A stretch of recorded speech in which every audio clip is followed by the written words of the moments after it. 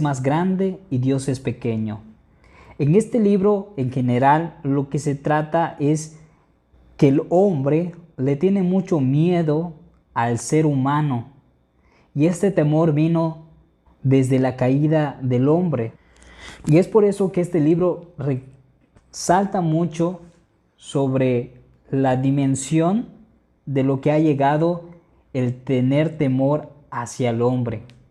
Pero ¿cómo vamos nosotros entonces a enfrentar este temor? ¿O cómo nosotros vamos a dejarle de tenerle miedo al hombre? Y nos lleva a una respuesta bíblica que es el temor al Señor. Pongamos nuestros ojos en Dios y nuestro temor sea Él. Es lo que trata este libro y es lo que nos va a llevar el autor, Edward, para entender bíblicamente cómo tenerle temor al Señor. Y en este capítulo 2 del libro, el tema central será la gente me verá. Y los subtemas se tratarán de 1. Reconocer que el temor al hombre es un tema dominante tanto en la Biblia como en tu vida. El temor que viene de la vergüenza.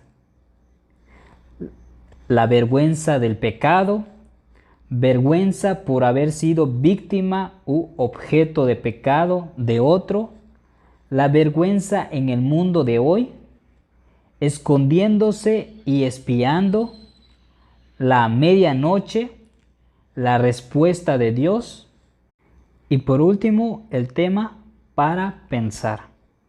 Al finalizar este audio, examínate y pregúntate cómo y por qué le tememos a los demás. Este libro explorará la perspectiva bíblica del temor al hombre para ayudarte a hacer 3 cosas.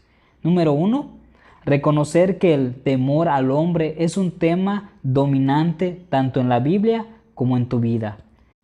Número 2, identificar en dónde tu temor al hombre ha sido aumentado por las personas en tu pasado. Número 3, identificar en dónde tu temor al hombre ha sido aumentado por las suposiciones del mundo.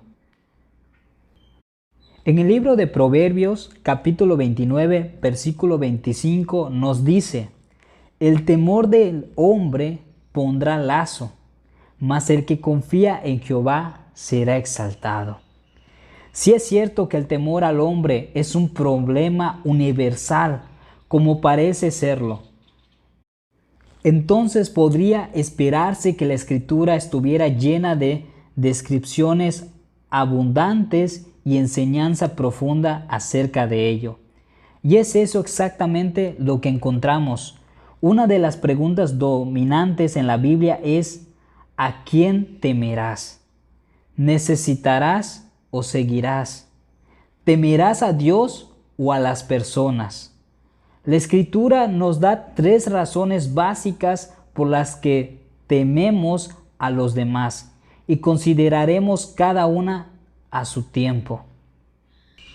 Número 1, tememos a la gente porque puede exponernos y humillarnos. Número 2, tememos a la gente porque puede rechazarnos, ridiculizarnos o despreciarnos. Número 3, tememos a la gente porque puede atacarnos, oprimirnos o amenazarnos. Estas 3 razones tienen una cosa en común: ven a la gente más grande, es decir, más poderosa e importante que Dios, y por ese miedo que se crea en nosotros, le damos a los demás el poder y el derecho de decirnos qué sentir, pensar o hacer. Paso 1. Reconocer que el temor al hombre es el tema dominante tanto en la Biblia como en tu vida. El temor que viene de la vergüenza. Una de las razones por la que tememos a la gente es que ellos pueden exponernos o humillarnos.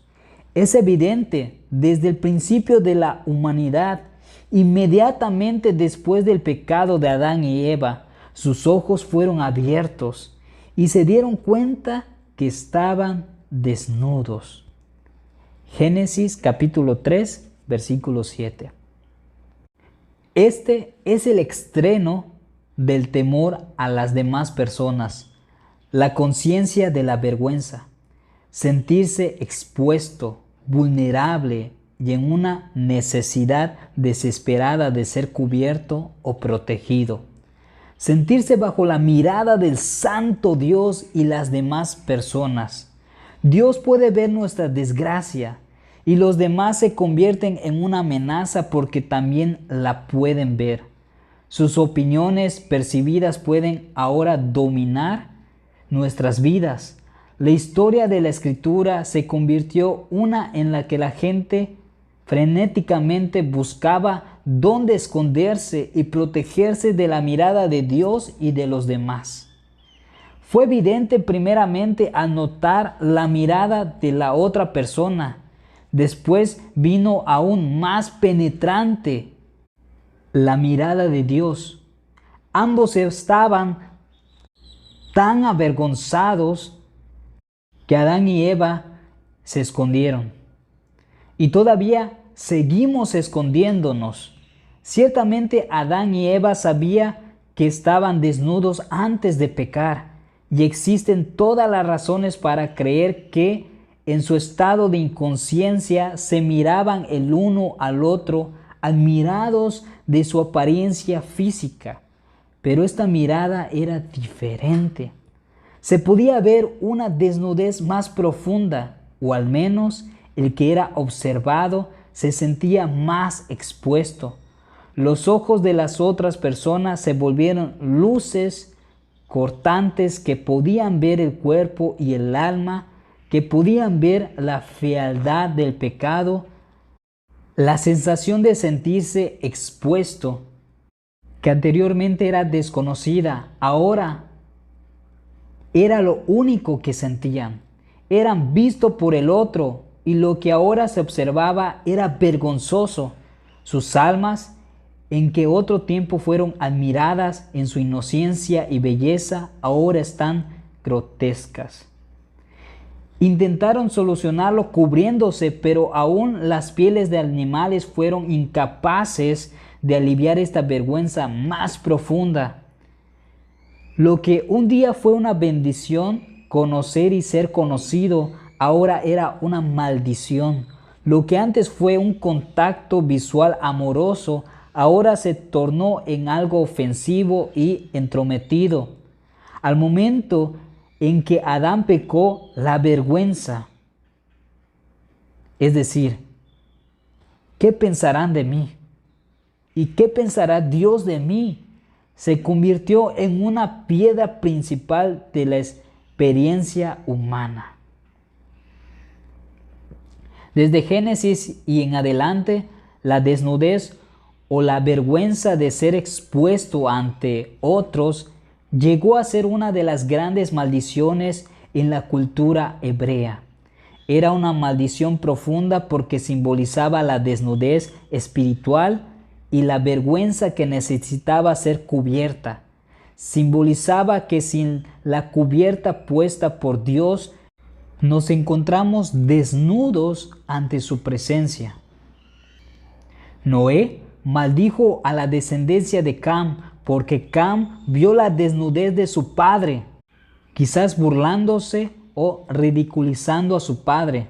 Cuando Job estaba en medio de su mayor miseria, habló de su temor y clamó diciendo: «Desnudo salí del vientre de mi madre, y desnudo volveré allá».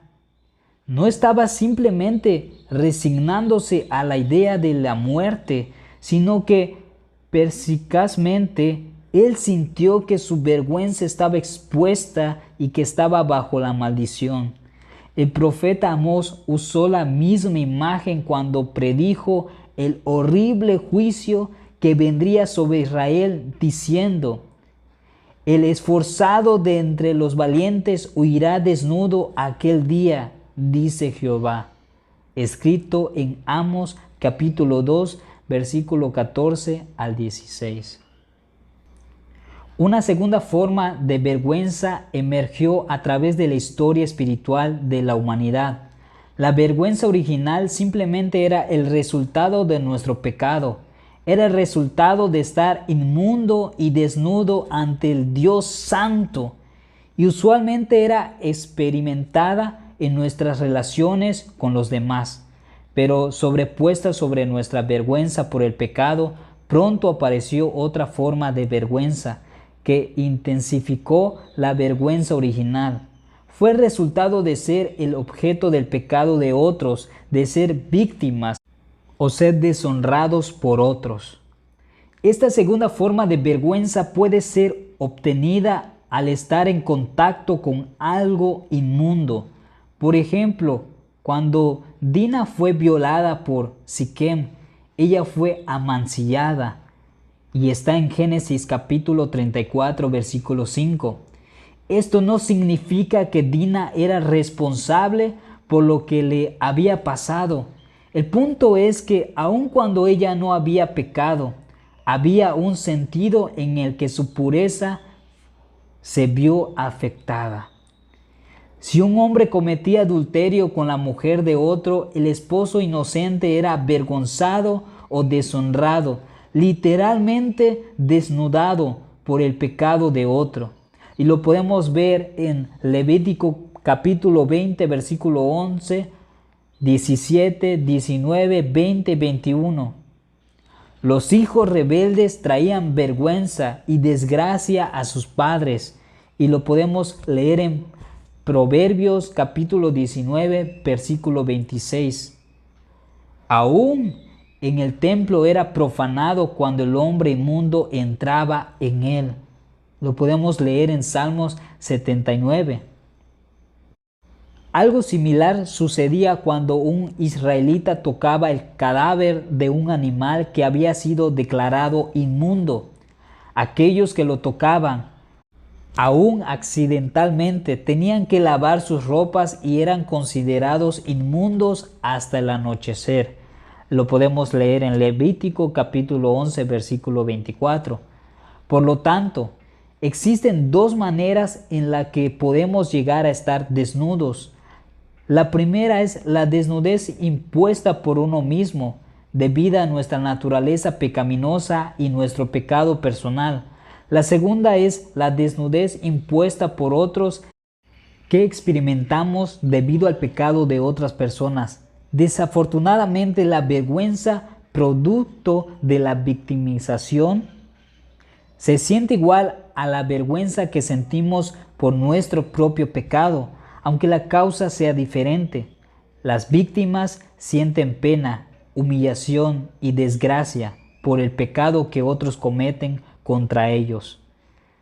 Se sienten impuros, desnudos y sin acceso a alguna cobertura. Se sienten como si estuvieran bajo la mirada omnisciente de los demás y por lo tanto le temen a la gente.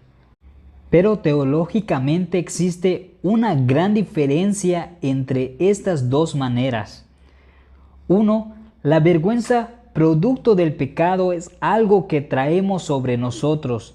La vergüenza producto de la victimización es algo hecho contra nosotros. Número 2. Todos hemos experimentado la vergüenza producida por el pecado, pero no todos hemos tenido intensificada esta vergüenza por la victimización. El mejor ejemplo conocido de la vergüenza por victimización es la vergüenza producida por haber sido víctima del pecado sexual de otro. Las mujeres que han sido violadas sexualmente pueden sentirse abrumadas por lo que perciben como la mirada de Dios y los demás.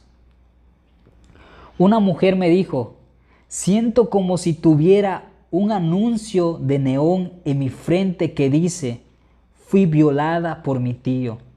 Como ella hay miles de otras mujeres. Otra víctima me dijo: tengo temor de abrir mi boca cuando estoy alrededor de otras personas. Si abro mi boca, saldrá lodo. Estas expresiones dolorosas son claramente la consecuencia de la vergüenza por victimización, pero debemos recordar que tales experiencias no excluyen la vergüenza de pecado, la cual es una condición universal. La vergüenza por victimización usualmente intensifica la vergüenza por el pecado existente con anterioridad.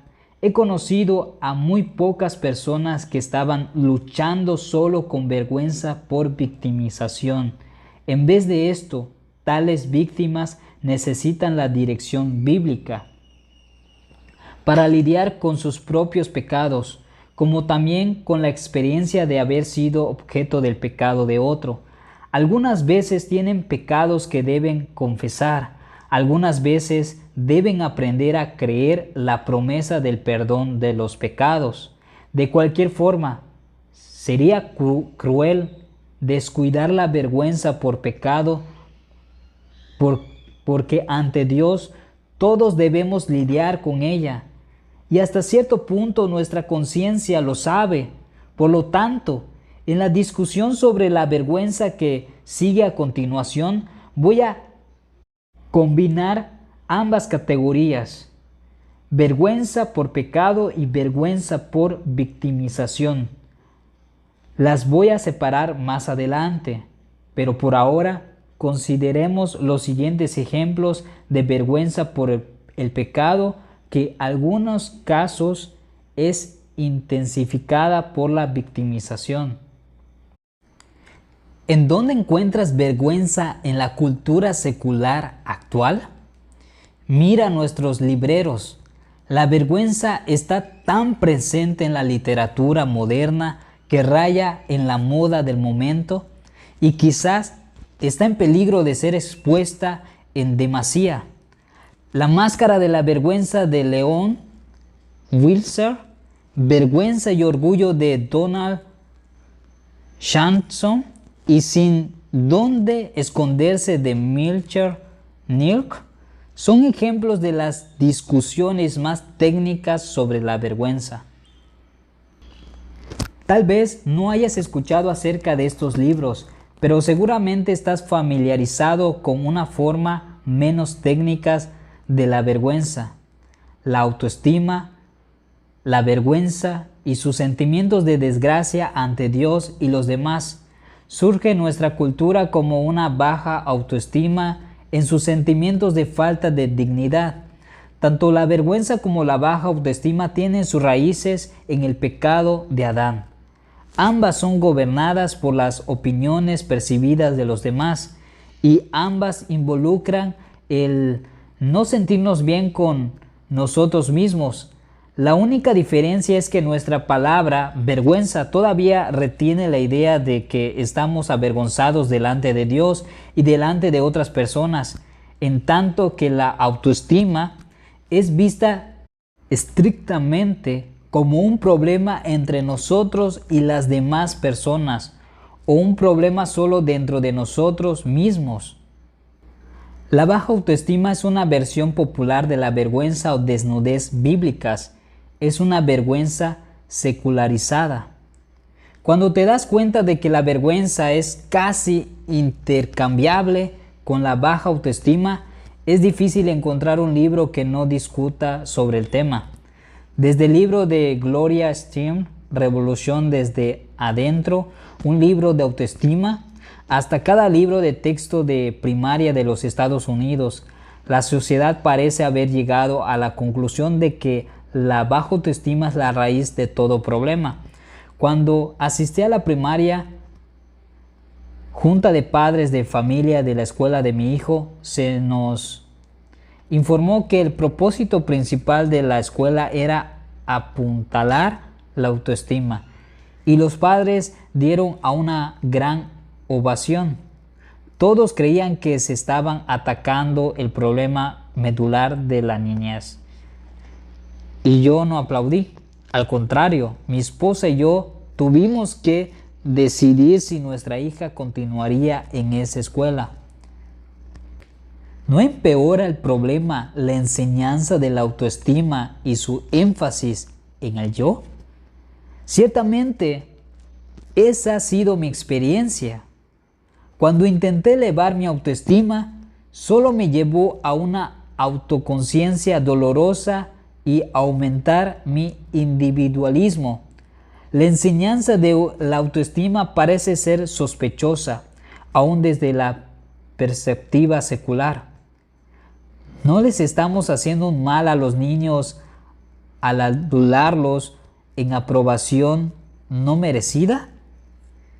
El autorrespeto que las escuelas están tratando de proveer a sus alumnos se viene cuando la persona desarrolla una habilidad creciente para confrontar las tareas difíciles, arriesgarse al fracaso y vencer los obstáculos. No puede simplemente conferir autoestima a otra persona. Paradójicamente, la causa de la baja autoestima es la suposición de que las demás personas pueden controlar la perspectiva de que tenemos de nosotros mismos.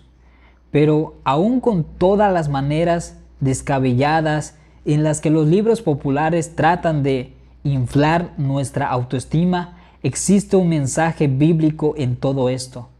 El interés masivo de la autoestima y la dignidad personal existen porque está tratando de ayudarnos con un problema real.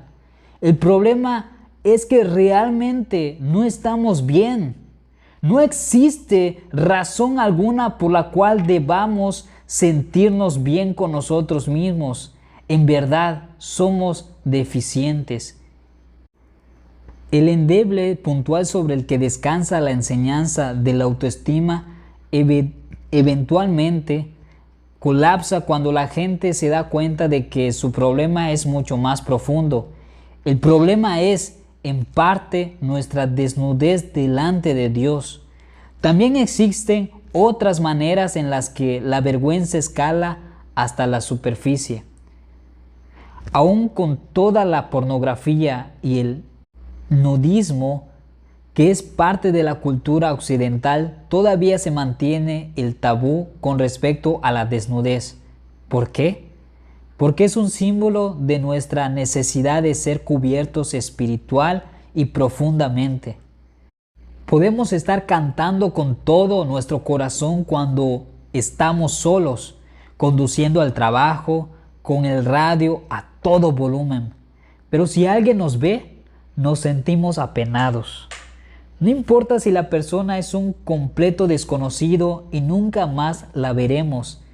Él o ella nos vio y brevemente nos recordó el profundo temor a ser expuestos. Tenemos reglas no escritas, aunque claras, acerca de cuánto tiempo mirar a alguien. Lo cortés es tener contacto visual breve, pero dejar la vista fija no se considera correcto y puede provocar incomodidad e inclusive hostilidad. Las mujeres se quejan de que los hombres las tratan como objetos al mirarlas fijamente. Ellas se sienten como si estuvieran siendo desvestidas. Aún las alucinaciones nos cuentan la historia de estar bajo la mirada. Por todo el mundo, una alucinación común es la de ver unos ojos fijos sobre el que alucina. Son ojos que te siguen, penetrantes y peligrosos. ¿Has notado cuando a menudo la iglesia evangélica enfatiza la honestidad y la apertura? Se necesita una repetición continua porque nos gusta estar en descubierto. Aún como cristianos preferimos tener paredes de autoprotección. En los Estados Unidos, una metáfora común que la gente usa para describirse a sí mismos es una variante de cubrirse la cara por vergüenza. Somos personas dentro de 4 paredes. Las paredes tienen 4 pies de grosor. Nadie puede entrar o salir. Estas cubiertas desesperadas nos aíslan, pero también nos protegen de la mirada de los demás. En la práctica, estas paredes pueden ser edificadas con miles de materiales diferentes: dinero, fama, logros atléticos, trabajo y activismo. Sin embargo, nada que el hombre haga pueda cubrir verdaderamente la vergüenza. Una característica curiosa de la mayoría de estas paredes es la manera como nos permiten ver a las demás personas. Las anchas paredes aparentemente tienen pequeñas rajaduras o ventanas que nos permiten ver hacia afuera. Nos queremos esconder, pero también queremos espiar. El espionaje nos puede revelar la vulnerabilidad de los demás de tal manera que podemos creer que no son diferentes a nosotros o aún no son tan buenos como nosotros. La desgracia desea compañía. Por otro lado, nos puede revelar a alguien que es fuerte y puede ser nuestro héroe. Con un héroe nos podemos sentir menos aislados porque podemos entrar a una relación segura de fantasía. La fantasía es un pasatiempo popular detrás de estas paredes. Por ejemplo, Paula manejaba su mundo a través de fantasías, pero nunca te hubieras enterado. Ella era una mujer soltera, cristiana, de éxito. Tenía un magnífico empleo de mucha responsabilidad y abundante reforzamiento de la compañía. Era activa en la iglesia y a todos les caía bien. Pero en las noches ella vivía con su esposo heroico de fantasía y con sus hijos de fantasía. Una razón por la que desarrolló su mundo fantasioso fue porque éste le daba lo que ella deseaba. Otra razón fue porque le proveía relaciones sin el riesgo de ser conocida. Las luchas de Pearl seguían una pauta similar. Quiero satisfacer mis necesidades, pero no quiero ser expuesto. No quiero que nadie realmente me conozca. Así que para crear un mundo que pareciera seguro, se entregó a la pornografía y la masturbación. Lo confieso, la fantasía también ha sido parte de mi propio mundo. Por ejemplo, soy relativamente coordinado de la cintura para arriba, pero mis pies son torpes. Conscientemente, mi esposa Sharon coordina muy bien todo su cuerpo y le gusta bailar. Pienso que Dios lo hizo así para hacerme humilde. ¿Sabes qué pasó la última vez que llegamos a casa de una fiesta en la que intenté bailar con mi esposa?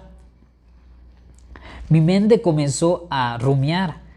Comencé a tener fantasía de que yo era un gran bailarín. Mi fantasía era que caminaba a la pista de baile como una persona común y corriente, pero de pronto me convertía en un Jonathan Travolta. La gente estaba maravillada. Mi esposa pensaba que yo era grandioso. ¿Me explico? Dependiendo de cómo lo mires, fue divertido o triste. El punto es que esta fantasía relativamente inofensiva está llena de temor al hombre, de vergüenza y orgullo. El temor al hombre porque soy consumido por lo que los demás puedan pensar de mi torpeza. Es vergüenza, especialmente la versión más secularizada, porque no me siento muy bien conmigo mismo. Me siento expuesto ante los demás creyendo que solo un inútil sería tan malo en la pista de baile. Es orgullo porque quiero ser visto como alguien excepcional, al menos en alguna cosa. Esa es la paradoja de la autoestima. La baja autoestima usualmente significa que pienso demasiado alto de mí mismo. Estoy demasiado involucrado en mí mismo. Siento que merezco más de lo que tengo. La razón por la que me siento mal conmigo mismo es que aspiro a algo más. Deseo por lo menos unos minutos de grandeza. Soy un plebeyo que desea ser rey. Cuando estás bajo el control de la baja autoestima, es doloroso y ciertamente no se siente como si fuera orgullo, pero creo que este es el lado oscuro y silencioso del orgullo, orgullo frustrado. Nuestros corazones ciertamente están ocupados mientras nos escondemos y espiamos. ¿Te has preguntado por qué son populares ciertos programas de televisión o revistas? ¿No nos ofrecen una breve oportunidad de espiar a otros desde atrás de nuestras paredes de vergüenza? Nos permiten ver la desgracia de otros y eso hace que la nuestra sea normal. O nos permiten identificarnos con nuestros héroes para así poder sentirnos mejor brevemente con nosotros mismos. Somos una especie de Tom, el mirón modernos.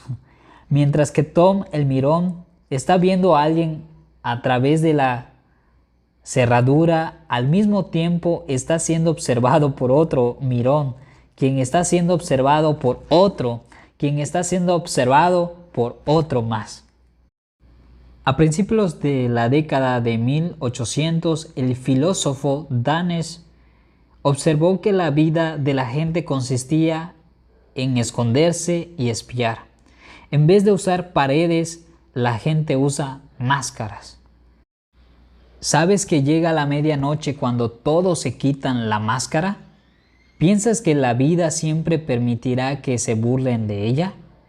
¿Piensas que puedes esconderte antes de que llegue la medianoche para evitar esto? ¿No te aterra esto? He visto hombres en la vida real que han engañado por tanto tiempo a los demás que al final su verdadera naturaleza no puede ser revelada. He visto hombres que jugaron busca-busca por tanto tiempo que al final, en su locura, revelaron sus pensamientos secretos a los demás que hasta entonces habían ocultado orgullosamente. Él tiene razón. Todos los días es un Halloween. Uno de nuestros rituales matutinos regulares es ponernos nuestras máscaras. De la misma manera como nos cepillamos los dientes y desayunamos, pero para nosotros ponerse el disfraz es todo, excepto una festividad. Debajo de las máscaras están las personas que están aterradas por la posibilidad de ser revelados. Y ciertamente un día las máscaras y otras cubiertas serán removidas. Habrá una revelación eterna. Pero no debemos temer tanto a ser vistos por los demás. Después de todo, los demás no difieren de nosotros. Kierkegaard apunta hacia un temor más profundo, los ojos de Dios. Si la mirada del hombre despierta temor en nosotros, ¿cuánto más la mirada de Dios? Si nos sentimos al descubierto delante de otras personas, nos sentiremos devastados delante de Dios. Inclusive, aún solo pensar en tales cosas es demasiado abrumador. Nuestros corazones tiemblan ante tal pensamiento y hacemos cualquier cosa que podamos para evitarlo. Una manera de evitar los ojos de Dios es vivir como si el temor a los demás fuera nuestro problema más profundo. Ellos son grandes, no Dios. Esto, por supuesto, no es cierto. El temor a la gente a menudo es una versión más consciente del miedo a Dios. Es decir, somos más conscientes de nuestro temor a los demás que de nuestro miedo a Dios. El temor a los demás es un fenómeno real. En verdad, tenemos temor de los pensamientos, opiniones y acciones de los demás, pero debajo de eso escondemos lo mejor que podemos, un miedo a Dios más desesperante. Por ejemplo, notemos la versión bíblica de las máscaras de Kierkegaard. Pero Jesús, vuelto hacia atrás, les dijo: hijas de Jerusalén, no lloréis por mí, sino llorad por vosotras mismas y por vuestros hijos, porque he aquí vendrán días en que dirán: bienaventuradas las estériles y los vientres que no concibieron y los pechos que no criaron. Entonces comenzarán a decir a los montes: caed sobre nosotros, y a los collados: cubridnos. Y está escrito en Lucas 23, versículo 28 al 30.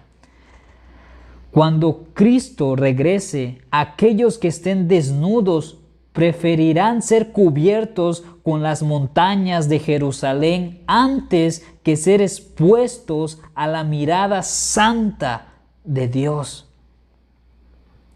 Por supuesto, Dios tiene una gran respuesta para este temor y la consideraremos brevemente con mayor detalle. El Evangelio es la historia de Dios cubriendo la desnudez de sus enemigos, trayéndolos a la fiesta de bodas y luego casándose con ellos en vez de aplastarlos. El rey David, conociendo estas buenas noticias, dijo: oh Señor, tú me has examinado y conocido. Y está escrito en Salmos capítulo 139, versículo 1. La mirada de Dios, una maldición para los que están desnudos, fue una bendición para Él. Es una protección para aquellos cuya culpa ha sido perdonada y cuyos pecados han sido cubiertos. Pero el temor a Dios puede estar todavía presente y con buena razón para aquellos quienes han sido cubiertos con la justicia de Jesús. Ese temor puede no ser el temor de ser aplastados. En vez de esto, puede imitar el temor de David. En el Salmo capítulo 119, versículo 20, o en Isaías capítulo 6, quienes sabiendo que eran pecadores, temblaron ante el Dios Altísimo. Puede ser un temor asociado con pecado no confesado. Puede ser un temor asociado con una falta de confianza en las promesas de Dios. O puede ser un temor por sentirse inmundo, por haber sido objeto del pecado de otro. Mientras seamos pecadores, la vergüenza será una experiencia común. Todos sabemos algo de la vida detrás de las paredes y las máscaras. La respuesta parece ser sencilla. Recuerda que en la muerte, resurrección y ascensión de Jesús, a través de la fe, Él te ha cubierto con vestiduras de justicia, ha removido tu vergüenza. Esta puede ser la única enseñanza liberadora que necesita la persona temerosa. Sin embargo, mi experiencia personal y como consejero, sugiero que hay muchas veces cuando la solución requiere más que el recordatorio de que Jesús murió por nosotros. Por ejemplo, ¿no es cierto que Paula, Pearl y yo necesitamos algo más? Con esto no estoy diciendo que el Evangelio de Jesús no sea suficiente. Lo que quiero decir es que hay enseñanzas implícitas en el Evangelio que necesitan atención. Por ejemplo, ¿de qué necesitamos arrepentirnos?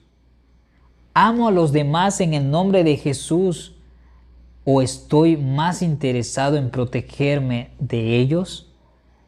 ¿Cómo puedo pensar en mí mismo con menor frecuencia?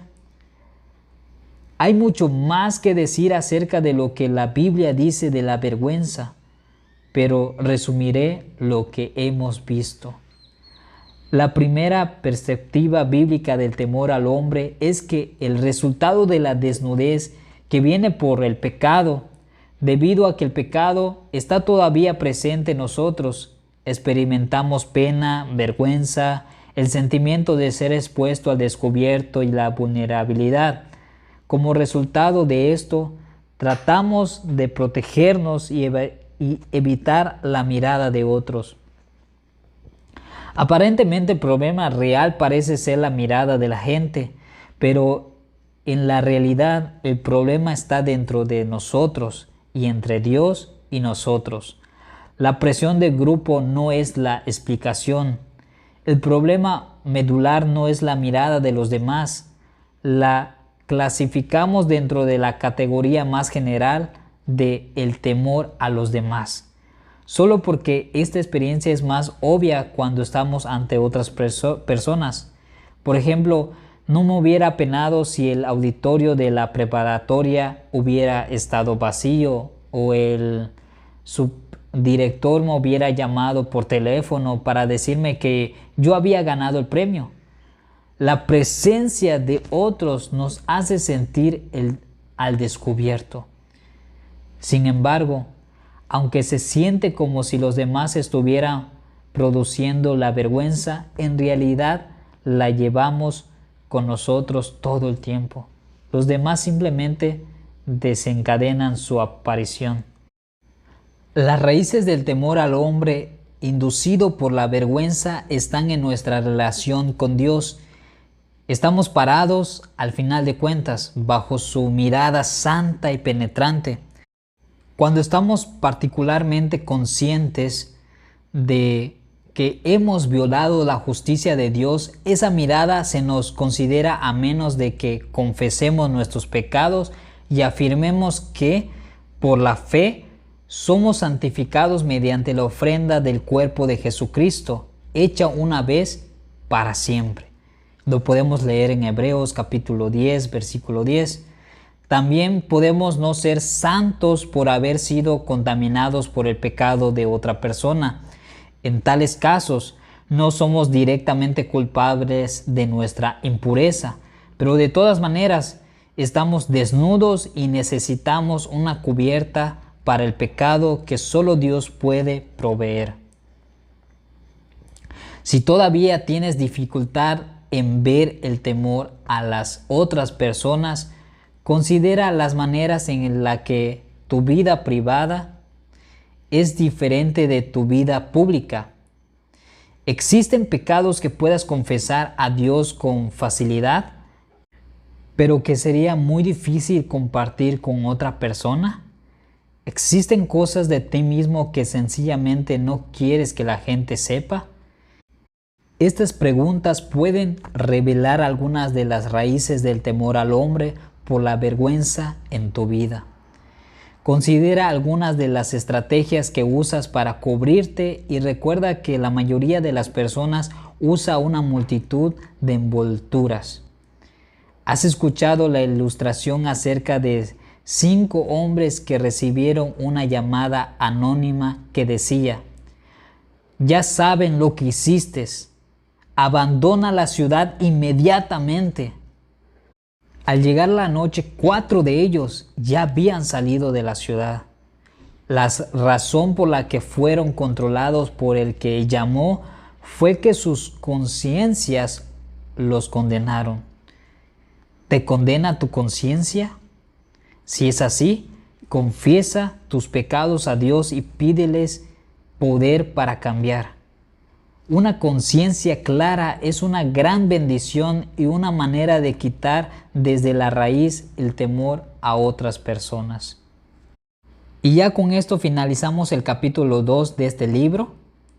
En el capítulo 3 hablaremos sobre la gente me rechazará. Así que no te lo pierdas. Mi nombre es Alexis B. Si aún no sigues esta página, sígueme para que no te pierdas ninguno de los capítulos de este libro y así puedas vencer el temor al hombre y tu temor sea el Señor. Que cada capítulo sea de mucha bendición, edificación en tu vida, que el Señor te haga crecer en fe y fortalezca tu confianza en Él. Este es el propósito por lo cual estoy grabando este libro para que tú puedas escucharlo todas las veces que tú quieras y puedas poner atención y se te quede grabado en tu mente y en tu corazón cada capítulo de este libro y tu temor en el Señor crezca. Que Dios te bendiga.